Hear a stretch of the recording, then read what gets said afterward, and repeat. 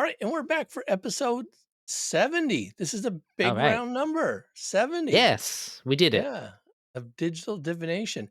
Only 30 more episodes to go. Okay. Why not? Yeah. Oh, I don't know. It seems like 30 sounds like a lot to do. It does sound like a lot, but I was trying to be casual about it. Yeah, yeah. No, no, no, that's fine. Well, how's your past couple weeks been there, Jason? It's been all right. Yeah, been a busy weekend. Good. Strangely, surprisingly busy. I don't know why, even though I had Friday off, but Yeah. enjoying it. Good, I good, oh good. we started watching since last we talked. We started watching Andor. Oh, how do you like it? Yes, I'm liking it. I'm liking it. I like Yeah. how it begins and it doesn't feel like a Star Wars thing, and you Right. only get that sort Right. of like little bits of Star Wars kind of peppered in with names you recognize and then the Empire and Mhm, stuff. But like a lot of it mhm. doesn't feel the same as any other Star Wars thing, which is great because I've been getting a little Star Wars fatigue. How many episodes in are you? 9, Oh, you watched the whole thing? pretty much. There's one more that we haven't watched that's Wow. out already, and then we'll be Okay. caught up essentially. Yeah. Yeah, no, we actually I think we watched 6, maybe even 7, and then we Hmm. kinda we'll wait for the rest of them to come out, and we'll just watch Ah, them all okay. through a Yeah, yeah, weekend. yeah. I thought it started kinda slow. Well, Yeah. the first one I thought was kinda fun Hmm. episode, a lot of action. Then the second one I thought was really kinda slow, and then it really kinda built nice from there. Yeah, I don't mind it being a little slow. Yeah. Yeah, The yeah, the as it is, yeah. yeah. Great, How great. about how about you? Well, this is coming up on Monday. This is my last week of the teaching term, Oh, and it's been really busy because everything's kind of coming together. And we're hiring new faculty, so oh, we have to bring in all these job candidates and watch them mm, practice. Show their teaching, show their research, and so my mm. schedule, which is usually pretty open, I don't have a lot going on. Now all my open spots have been filled up. So I'll be glad come I think come Wednesday. I think after Wednesday, my schedule opens way up again until like January. Oh, great. Uh, yeah. So once I get through this, I have a couple open days. Like Wednesday, Thursday, I don't have any class or anything. Friday, I have one like students will do final presentation things. Then Mhm. I have a little bit of grading, and then I'm off till January 3rd. Terrific. Love it. Yeah, I got to do some writing and stuff, but it'd be Yeah. very relaxing, very relaxing Yeah, you can take to your say the time. least. So, last episode we were talking about adventures, and you actually Mhm. showed the hardcover for the Dead Sons compilation, Yeah, which that's I right. thought was very cool. Cool. And I thought we would talk about, and I mentioned this last time, we would talk about our top 5 adventures. And so, are you ready for that? First of all, I'm all ready. already okay. And I thought Raring to go. we would count. We go from 5 to 1, so our Sure. fifth best and down to 1. And then, we'll go ahead and alternate. So, Sounds good. my 5th, you say. You wanna go first? You want me to go first? Um, I'll I'll go first because my first couple are a little asterisky, I would say. Anyway, it's Asterisk. gonna sound. I put an asterisk next to them because you'll see why when I show Okay. you what I number probably 5 have the is same because thing for my first one, so it's fine. there you go. Fair enough. Okay. Okay. Um, number 5 is I'm gonna be real narcissistic. It is one that I wrote, and it's one of my favorites because of some reasons I'll go to. But it's the Chimera Mystery, Oh, the nice. Yeah. first volume of the Threefold Conspiracy adventure path. And the reason I would like I wanted to bring this one up is because I got to write a mystery. I Mhm, got to sort of mhm. start it as a traditional mystery and thinking about all of the ways that you do mysteries and adventures and how to that and sort of framing that and presenting coming up with all the clues and personas. I drew myself like a map basically of who knows who and what are all Yeah. the motives for Wow. Wow. the mystery and so what people can find. So one of the ones. that I kind of, in a way, Chris Sims was a developer for this, and we Mhm. had, because we had talked a little about what this would be and whatnot. But he was basically like, just give me a mystery, and so I told him, basically what it was going to be. But then this is the most sort of like work that I would put into something that I was only technically freelancing for. You know what I mean? Yeah. Yeah. That's why I like that one. Oh, I think it's a good mystery. I think but there's also a reveal at the end that throws everything into question, which I also love. And there's some good personalities in there. I thought were fun mystery types. Your NPCs are whodunits and why, and it's got a nice twist that would be a good normal mystery too, and not just the fact that this is a weird sci-fi. And it's also, it is a sci-fi mystery. You couldn't have this kind of mystery. right. I guess you could have it in a fantasy with certain types of, but for the most part, it is a sci-fi mystery. Well, one of the things I'll say is that I was counting through all the APs I've played and or GM'd, Hmm. Yeah. 8 individual books, and that's 29, Okay. 29. So, bunch of complete series and, that's one I haven't played or GM'd. So I now I'll have to do it. Take my Sounds word for good. it. It's Alright, a yeah, yeah. alright, The whole AP is though is a little bonkers, okay. but in a good way. In a good way. Well, I'll go with my number 5, Hmm. and I made cue cards, or visual, so my number Oh, there you 5 go. is an adventure, the first adventure I wrote, and it's the Oh yeah. Starfinder Bounty number 1, so the very first of the Starfinder bounties, Hmm. and I've been asking to write an adventure for 2 years, and finally, I got word back from Jenny Jarzabski at the time that, yes, I'll get to write the first Starfinder bounty, which I thought was really exciting, and then, later on, Jessica Catalan took over the development of it. Hmm. The interesting thing was I was so excited for this that I wrote the entire thing in 2 weeks and Ooh, turned in my milestone with basically everything in it. nice. Very good. Yes, and, so I ended up changing a couple of things in there, but not much. It pretty much was done at the milestone, and Jessica's actually given me really good feedback on it, and Great. so, I hope to write much more. I've talked to people about, things, but that was mine, Hmm. and again, I liked it a lot in part because it was the first thing I wrote, but also I got to put in an interesting twist in here, Ooh. including an Easter egg from, from a Marvel superhero's, uh, significant other. I based the main character in there on that. Oh, So, okay. and, when I Interesting. GM it, and I've GM'd it 3 or 4 different cons, I will show a little slide to explain that Easter egg, Fair enough. Yeah. because otherwise you don't really get it, and I Well, thought I was mean, pretty cool. that's a in a way, that's the way you wanna go with Easter eggs, is that you have to kinda have an idea of what it Yeah, is before you get it in a yeah. lot of ways. Otherwise, it's too blatant and it kinda detracts from the Yes, no, I tried to do that in, an earlier thing, too blatant, and, I didn't realize we weren't allowed to do that, and I got called out on it by John Compton. So, okay, now I gotta be much more subtle on yeah, on yeah. anything I do. Subtle is Alright, the key word. yes, you're All next. right, so we'll go to my number 4. My number 4, I don't have a visual for because it is a, society adventure, Okay. scenario, and it is also the first society one that I wrote, and I swear after this, it's no more that I wrote, although I will have developed all of them after this, and Okay, that is, Yesteryear's Truth. okay, It's, like, yeah, real yeah, early on in Starfinder yeah, Society. Thirsty asked me to write this, and the reason I like this one a lot because it's a kind of like a first contact scenario that right. is so very Star Trek-y, Mhm, mhm, and it's sort of what's going on.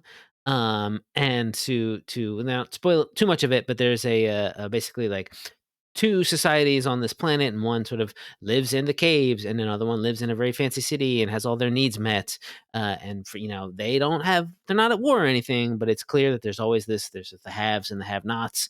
mhm, And then the PCs, kind of explored, making and starting off good, normal first contact. You got to figure out maybe a little bit of language stuff, and then do some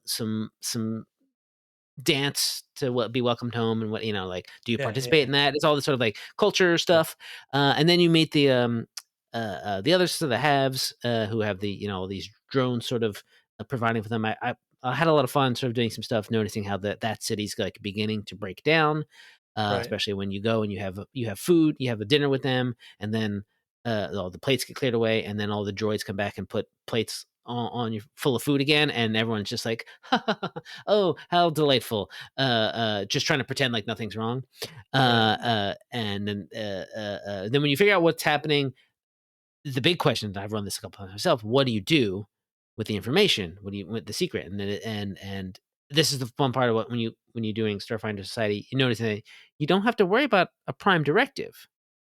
right. So it all the options are open. Do you tell one group and not the other? Do you not tell anybody? And it's been interesting the few times that I've run it to see all the different ways that people want to Right, to, right, to right. do it. For the most part, most everyone's like, "Well, we just kick this back up to the Starfinder Society. This is above our pay grade."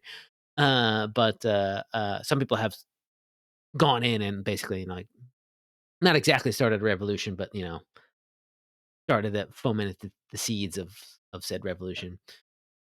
When we played that the first time, and I think that's, 104, is that the number for it? I think, yeah, oh yeah, 104, yeah, 104? or Um, 3. It might 103 be or 3. 104? Yeah. I think 103 is one with drift deads. Anyway, but, it's been a long time 'cause Yeah. I could look it up really quick if you want, but anyway, so it's early on, and that's one of the things I wanna Yeah, it is point early out. It's on. early on in society play. Um, we did that. We did when I first played it, we did that revolution, and I've Oh, subsequently nice, yeah. run it a couple times. Until you said it now, I did not realize how much it was a Star It's Trek now episode. Yeah. I mean, everything in there is, sort of from Thirsty about what the past happened on this planet, and what happened Okay. to the Yeah, but yeah. the reason I like it so much is, when you think about it, it's just so Star Trekky. Yes. Right, Cool. what's your number 4? Alright, so my number 4 is also an early on, Starfinder Society, and I printed off visuals just to show. And this is Starfinder Society 120 called the Mm, Duskmire Accord. okay, yeah. I Are you familiar with that at all? Vaguely. Okay. Is this I forget which one. Now I'm thinking of a couple other ones, but yeah, Right. tell me more. So this one takes place on Salvation's End, which is this Okay, yes, okay. artificial, planet that was discovered, actually in a kind of a special, the 100 special. And, it's in one of the vaults that they find, Mhm, which is like an ecosystem. And in this ecosystem, there are 3 groups. One of them are these, Yetis, which is this mhm, big this thing here. Another one is a group of gnolls, and then the last party isn't even a group, it's a I don't it's a single entity that is in a forest. I don't wanna mhm. ruin it because they don't spell it out early on. But when you Okay. see it, it's really, really cool. Um, and so this is again another Star Trekky kind of Mhm. story. Your goal is to somehow kinda get the 3 factions to get along and do stuff. And so that's kinda neat, but what I really like about it are, the Mucklucks, which are the big Yeti ones, because Oh, all yeah. they do is lay around all day and, sniff this gas that they come up from vents in their thing, and so they're basically all stoned the whole time. And, That's one of the fun. boons you can get, so if you complete this, you can get a boon where, prior to you go on the adventure, I think it will give you a +1 to constitution or strength, something like that. But you say, "I'm gonna go party with the Yetis," and it gives you a +1 ahead of time. So that's pretty cool. And then the third should I spoil the third entity? Because it's really cool. You can I'm tell gonna do me. it. Yeah, yeah. I'm gonna do it because this is a long enough. Right. So the third entity, which you don't find out till the very end, is a unicorn with a Oh. grenade launcher for a horn. I'm familiar with that unicorn, yeah. Yes. And it's like, wow, so that's just it's such a great graphic visual Yeah. and the way the story unfolds. So that was that's a fun one. I've run that a bunch of times, and when you run it with players that have no idea what's coming, It is just there's so many fun things out there because the Yetis are really goofy, and then everybody's really fearful about this ghost in the forest that kills everything that goes in, and it Oh, turns yeah. out it's this unicorn with a grenade launcher. So, That's great. That's great. you're up. Number Yeah, 3. okay. And number 3. So, I kinda knew I wanted to talk about 4 and 5 pretty when we talked about this. Then I had a Right. real tough time sort of narrowing down all the other adventures that exist and what I liked and what this is a real Sophie's choice in a lot of ways. I went with for my I number hope it's 3. not a Sophie's Choice. I I have hope it's to not burn all totally the that other way. books that I don't Oh, pick. That man. was the Okay. rule, right? I thought that was the Woo. rule, John. I went over for my number 3 is Huskworld, the Oh, 3rd yeah. Yeah, yeah. volume of the Yep. Attack of the Swarm Adventure Path by Yep. Liz Liddell. Yep. And the reason I picked this one, it's sort of it's getting to a point where you gotta go and you've gotta go you're kind of going behind enemy lines on the big war. I mean, Yeah. here's a planet that's already been sort of sucked dry by the swarm, and you meet these really cool, resistance fighters, and you kinda Right. pick around and get the information that you want. But this was Liz's idea to include this one particular dungeon that's in there that is inside a giant swarm creature. Yes. Uh, Yes. I remember that. so yeah, and it is when they sort of told me about that, I was like, yeah, oh yes, this is it's not what I was thinking, but it's bonkers, and I love it because this was one of the ones I was kind of like, I know I wanted to feel like you're behind enemy lines and had to be careful and you see all the destruction the swarm has wrought, but I wasn't really sure about specifics. I sort of turned Liz loose on that, and what they came back with was you got to go inside it, and you got to go in there and you Yeah. punch some other swarmer inside. Yeah. You fight them, and there's other oozes that are basically like giant, like white single cells amoebas kind of situation, and then the Mhm. whole thing explodes from the inside and it collapses while you're running out of it. And it's just very exciting and very weird and interesting, and it's sort of a fun thing that Yeah. proving we do all this weird Starfinder stuff, right? Yeah, when we played that, it really reminded me of those, big flame-throwing bugs in Starship Troopers. That's right. Yeah, yeah, So, yeah, kind of yeah, a yeah, big yeah. massive thing in there.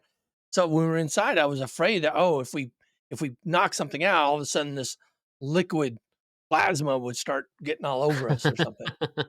There's So, plenty of stomach acids in there too, so yes. Yes. already, yeah, Yeah, no, that was fun. That was good. yeah, All right, my next one, my number 3, again, this is a throwback to, um, Starfinder Society Year 1. This will be the last of my Starfinder ones.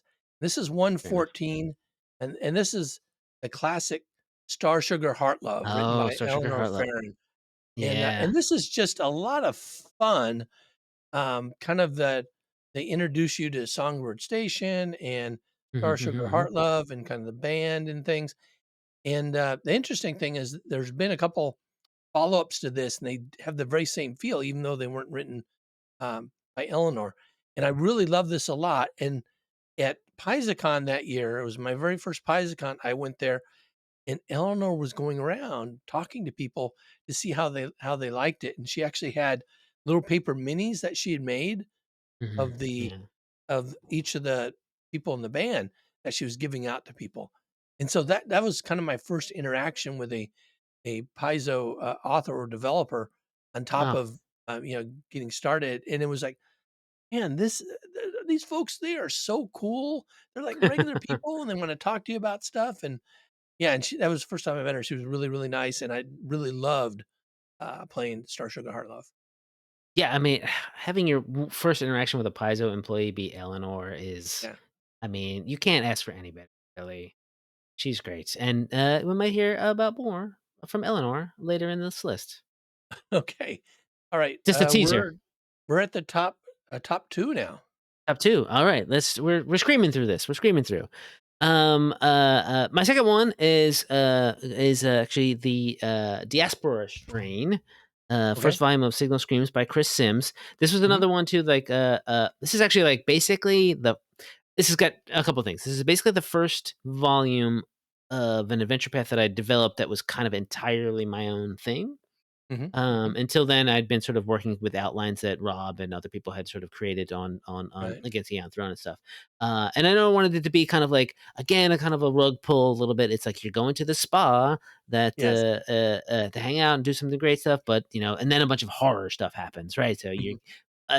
I asked him, and at the time Chris was just sort of coming to work, and I was like, "Well, you're going to be developing one of these adventure paths. I think you should write one just to see how it goes, so the how the tempo and all that."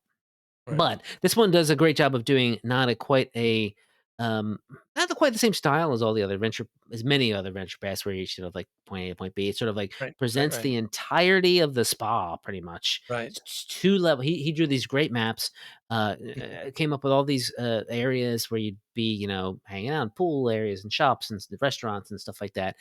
Basically, so you get this whole ecosystem, what's open, whatever, and then you get a little bit of the fact that he came up with all these other the other guests that are there, like this Mhm. Brutaris team, Yes. essentially Yeah. that is Yeah. sort of Yeah. staying there that you get to interact with, and a couple other people basically this sort of like tech mogul type, Mhm. and I don't remember if there's any some other people, and sew them all in, and then you sort of like then sort of throw in all these little slightly weird things, get a little creepy, and then it's indulged into full horror when sort of a emergency lights flashing, darkness everywhere, find your way out. Oh, you're cut off from the outside world.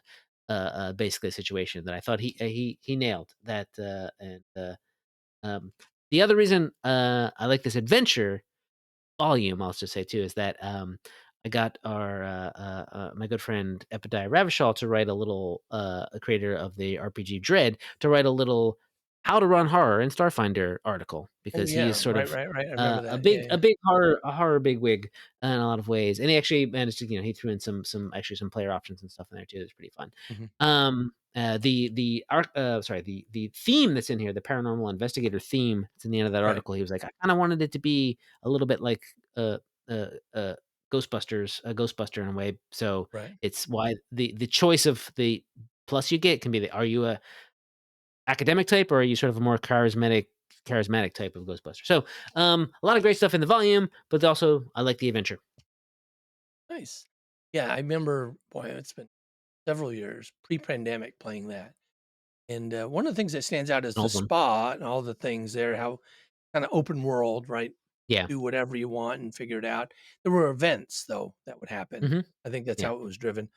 And then stuff underground too. Yeah. You Top of find that. it. Yeah. Yeah. You find the back There's rooms and stuff. Yeah. yeah, and there were some tough things there. Oh yeah. All right, my number 2, and this is also an adventure path book, and this is book 6 of Dawn of Flame: Assault Mm-hmm. on the Crucible by our friend Jason Tondro. And Mm-hmm. I like this for a couple of reasons. One is this was the final book that we went through with our actual play episode that we had recorded, and Jason ran it for us, and he made it really challenging for us going through, really developed the story well. It was a lot of fun, and I didn't realize how much he had put into kind of his running of it until I actually ran this for my group about a month Mm. later at another group of folks, and I saw how much he kinda flavor he added Right. as we Yeah. were Yeah. going along, and so I was able to incorporate that as well, having heard it and done it. Hmm. But this is like, our first higher level, so higher, levels 12 to 13, higher level play, really a tough big bad, several of the final battles there in the crucible that you're assaulting Hmm. were so hard. Hardest thing I've ever, Yeah. kind of encountered in Starfinder up to that date. And the way that Jake ran it was he didn't allow us to rest. He put us on a clock.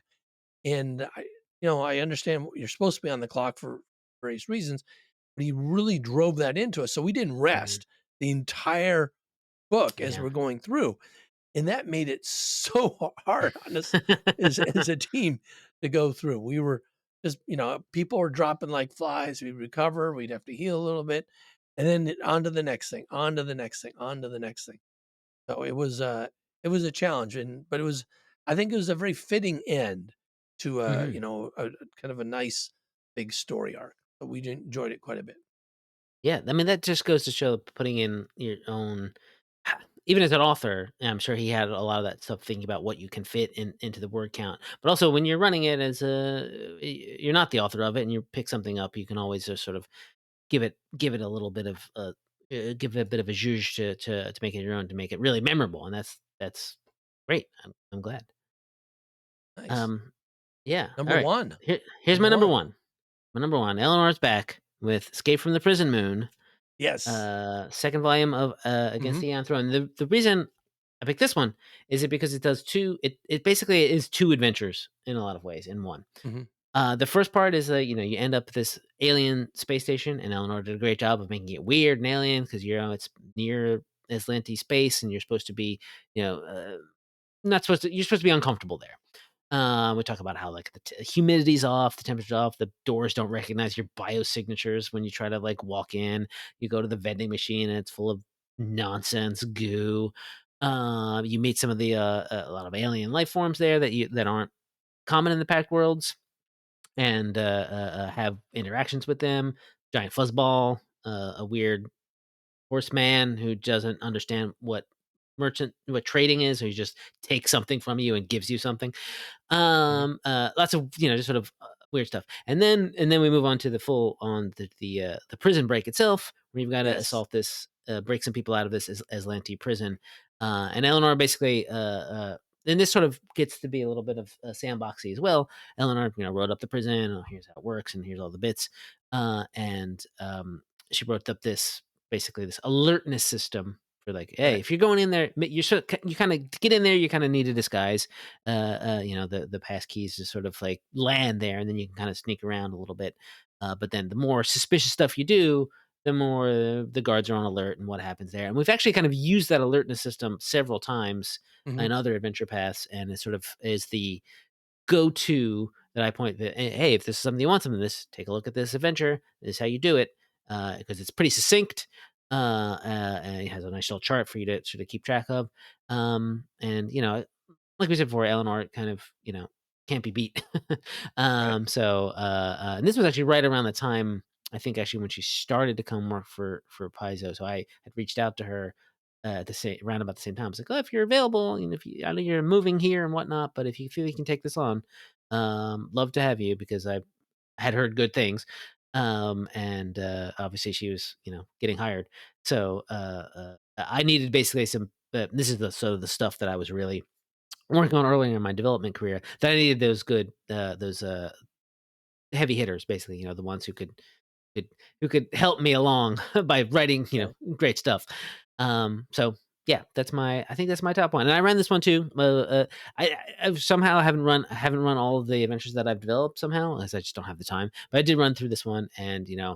as always with an Against the Aegon Throne party, one of them was an uplifted bear. It seemed to be the norm Yeah. from Yeah. all the APs that I've seen and heard. And they, of course, they went and did the Chewbacca gambit, which is like, Yes. oh, Yes. people are going to pretend to be, you're going to be the prisoner. Yeah. And when the time comes, so they got separated. It was very fun. As Yeah. the uplifted bear got taken to sort of the delousing shower and stripped of all of his stuff. And it was, yeah. And then they had to Yeah. break out from there. Basically, it's great.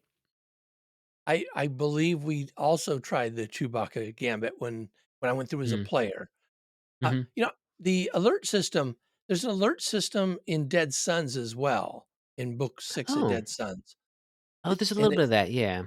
yeah, so is it the same system or a different? No, I think that's different. This one is more like sort of like a score. I don't think the stuff in Oh, volume 6 no, of it's Dead Sons timing for is, certain things. Yeah, it's a little bit. yeah, See, just sort of this I never happens. ran that book that you just mentioned by Eleanor, so I don't know how the system works, but I Okay. did run the one in Dead Sons, and I was kinda and I've seen the alert system in other places, so Yeah. that's really cool to see where it came Yeah, from. Alright, exactly. speaking of Dead Sons, my number Cool. 1 is Dead Sons Incident at Absalon Station, Number uh, 1. and it's number 1 for a couple different reasons. For me, the first one is this is what got me started in Starfinder. So, Mhm. Scott Yeah. Time actually was running this for myself and Ron Lundeen and a couple other folks that are in our actual play now, uh, Mark Wolcott, Rob Helm, and I just loved all the different aspects of Starfinder that are Mhm. kind of captured in this one volume of the AP. It When I went to run it, it seems like it's overstuffed. It's got so many different Yeah. scenes, so many things. But as a standalone thing, I think it's a fantastic adventure to run somebody through. So I kind of have a lot of, kind of positive vibes from that. In Mhm. addition, at again, PaizoCon, one of my first PaizoCons, I got to go into a author run special run by Rob McCreary of the Ooh, Instant on Absalon Station that he there was you go. running there, and he had a 3D map of of I think the Acreon where we were at, whatever it was, Oh, yeah, yeah. and it was like, "Oh, wow," so again, I got to interact with an author an AP book who was also at the time the creative director, or I Mhm. think he No, he was. wasn't. He No, he wasn't. was. No. Yeah, what was That he wa then? just the senior developer, I think. Senior develop okay. Fine. Yeah. Um, but it was, so it was again, a really cool to go through and interact, with folks, and still to this day, I think that the first book of Dead Sons is just a great intro for new players, and so when you had Mhm. showed the compilation in our last episode, I thought, "Man, I gotta get that." That's even though I have all the books, it's kinda neat to Yeah. it'd be neat to have it all together. Yeah. I mean, yeah, there's some new art in that, Dead Yeah. Sons compilation too. Not a ton, but there's a couple new pieces of art which I think you'll enjoy. And like I said, yeah, yeah, like you said, Dead Son's number one. Just basically, I mean, there was the goal was like, let's do everything. Let's show everyone what Starfinder is. And Mhm. it's you get Epsilon Station introduction. You get to go to Mama Fats. You get to go Yes. to a disco. Yeah. All that good stuff. Yeah. Yeah, it's so much stuff in there. Do you have any honorable mentions? Ones that didn't quite Uh, make the cut? Honorable mentions. I had also a little bit of honorable mention with the Forever Reliquary, the fourth Okay. book of the Attack of the Swarm. Yeah. Most, I would say, almost the entirety of the Attack of the Swarm would be my honorable mentions. But I presented Kate a sort of Kate Baker, who wrote it, Yeah. the challenge of um, I need to. This is the you're going to a temple of a god of friendship and peace, so we need to have some encounters here that aren't fighting. And Mhm. how do you earn the favor of the god of Oh, yeah, yeah, I remember that. diplomacy? Yep, So yep, there's gotta be, so she came up with some fun stuff there, like yeah. talking to some multicolored blobs and, uh, Mhm, her herding dinosaurs. Look, we all know Kate as the queen of the dinosaurs probably, and there's, a reason for that. There's probably a dinosaur near or some sort of dinosaur in every adventure she's written. mhm. Uh, but yeah, that one was great. Enjoyed the heck out of that one. And, now I'm blanking. I thought I might have had another one. Come back to me. Do you have an honorable mention? I do. It's, again, from season 1 of Starfinder. It was, Live Exploration Extreme, Mm, by John Compton. yeah. And, that's where we, again, went back to Salvation's End, but it was the introduction of Zoe in kind of the showman of the Pack Worlds Mhm. and, where he was televising a group of Starfinders going into a vault to see what happened. Um, that was again, it's a lot of fun in that part. And this is another one where I was at a convention in Portland and I Mm. was able to play in this game run by John Compton. Oh, Nice. yeah. Yeah. So it was kind of fun to get kind of the author um, put you through paces. Yeah. Yeah, yeah, In fact, yeah. I've done quite a few games where I'd go to conventions and I always try to seek out author tables. And even now, like, for our convention here at EmilCon, we're first weekend of Mhm. December, we have, I think, 7 VIPs, including authors of many things. And you're scheduled to run Yeah, yeah. Skitter Shot Let's get a or what? warp. I'm Get gonna a run warp. the latest one, Warp. the Yes. Drift Crisis, free RPG day adventure, yeah. So, and I would say also all the Skittermander ones are a lot of fun. Yes, they're fun. They're fun to write, Yeah. and, just sort of the amount of I should say, though, the amount of meetings that we had before the first one that we could really, like, nail down Skittermander stuff, Mhm. was kind of remarkable. Wow. Yeah. Yeah, we just wanna yeah, it was just sort of like, 'cause, but that was after, like, the Alien Archive entry had sort of come out, Right. Right. or was we had already developed it, right? But it was just like, "Well, why don't you let's do it because everyone's gonna love Skittermanders.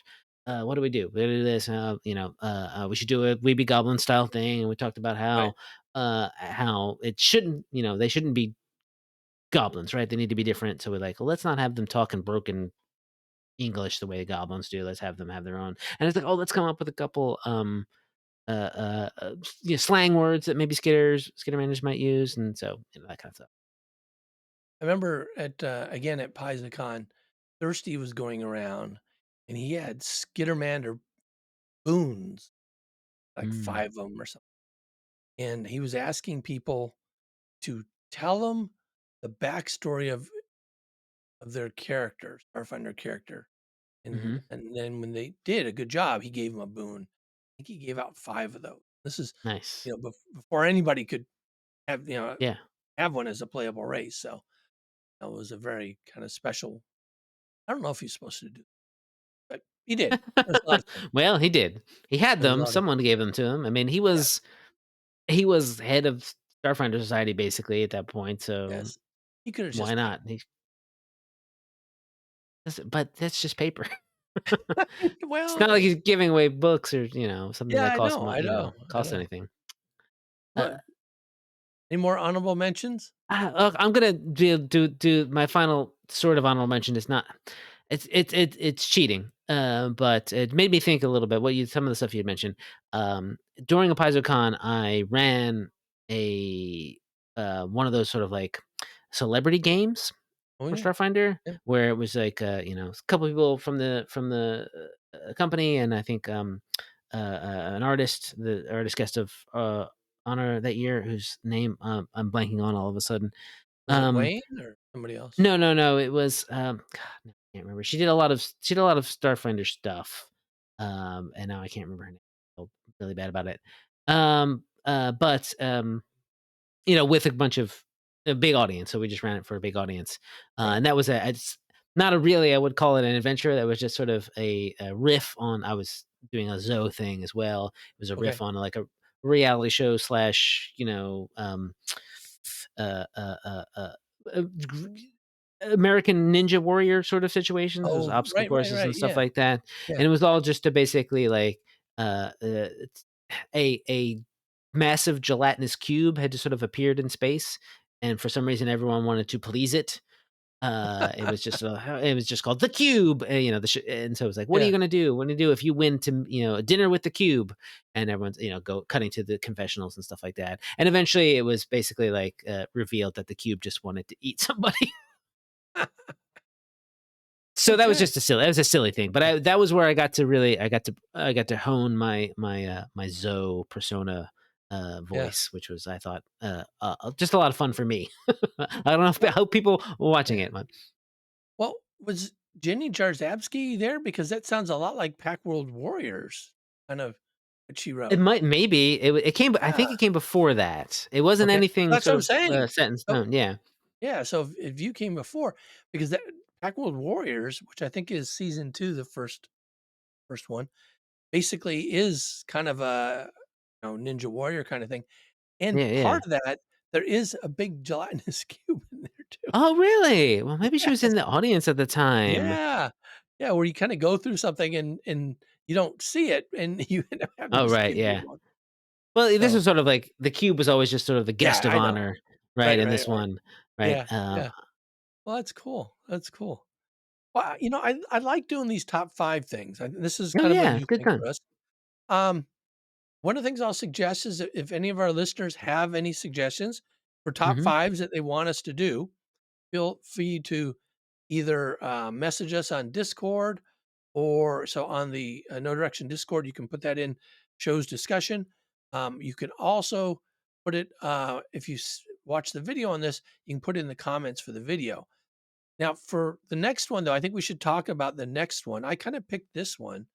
You have a top five topic you're interested in? Oh boy, have we should have talked a little bit about aliens. I mean, how about do this? Because interstellar Yeah. species, you just showed it. Why Oh, don't we yeah. do Yeah. top Go ahead. 5 I just playable got species? I just got that. Yeah. Yeah. I feel I like we've like it. talked about this though, or maybe I've talked about it with other people. We've knocked it Nevertheless, around, but we could do a let's do a top top 5 5. favorite. Yeah. I like that. Top five playable species in Starfinder. Yeah. Okay. That sounds great. Okay. Well, Jason, thanks again for this Thank week. you. I'm John. And I'm Jason, and this has been Digital Divination.